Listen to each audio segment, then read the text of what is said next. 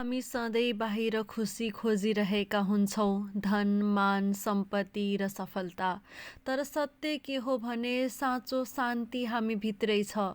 जब हामी आफ्नो सासलाई महसुस गर्छौँ, मनलाई शान्त बनाउँछौँ, त्यही क्षण हामी आफूले आफूलाई चिन्ने यात्रा सुरु गर्छौँ। आध्यात्मिकता भनेको संसार छोड्नु होइन, संसारभित्र रहेर पनि मन शुद्ध राख्नु हो। जब मन शान्त हुन्छ, शुद्ध हुन्छ, सोच सकारात्मक बन्छ र जब सोचमा सकारात्मकता आउँछ, जीवन आफै सुन्दर बन्छ। आज एक क्षण रोकिएर आफैलाई सोधौँ, म साँच्चै शान्त छु कि केवल व्यस्त?